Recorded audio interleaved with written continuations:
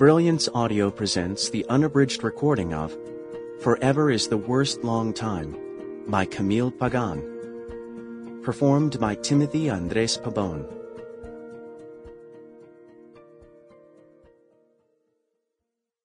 One. This story ends with loss, said your mother. I'm only on the first chapter, but I can tell. It was the spring of 1998, and I had just let myself into Rob's apartment. Your mother was sprawled out on the sofa with her nose in a novel. A messy knot of golden brown hair peeked out from above the edge of the pages. The late afternoon sun cast fractured light over her body, and she looked celestial, sort of like a miniature angel, I remember thinking.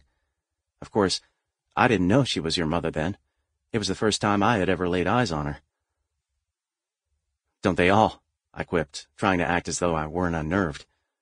Rob had told me she would be there, but I was expecting someone generically pretty, dimly bright, and socially adept enough to sit up and greet a stranger when he walked into the room.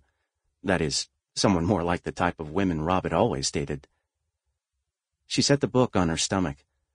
Her eyes were suddenly focused on me, but she didn't seem to be taking my measure.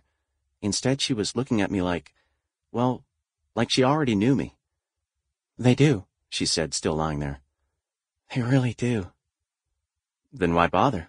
I asked, pointing to her paperback, which was Wallace Stegner's Crossing to Safety. Read it sometime. I was getting my master's degree in creative writing and was in the habit of asking rhetorical questions, particularly about books.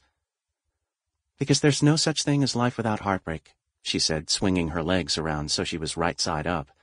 The novel fell neatly into her lap. And just as well. Otherwise, none of it would matter. I stared at her, slack-jawed, trying to come up with a semi-intelligent thing to say in response. It was a relief when Rob strode into the living room. I see you've met Louisa, he said, smiling broadly. James, Lou. Lou, James. He walked to the sofa and slung Lou over his shoulder. Big news, my friend, he said to me, Lou's feet still in the air. I'm literally holding the future Mrs. Logan. We got engaged 2 days ago. Lou squealed, and he gently put her back on the ground. You're getting married? No way, I said, my voice cracking. I've never been a particularly cool cat, and this was no exception. Meeting your mother was not unlike having my home hit by a meteorite.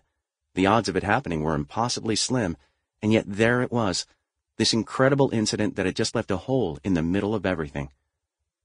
Way, he said. Rob being as Sample complete. Ready to continue?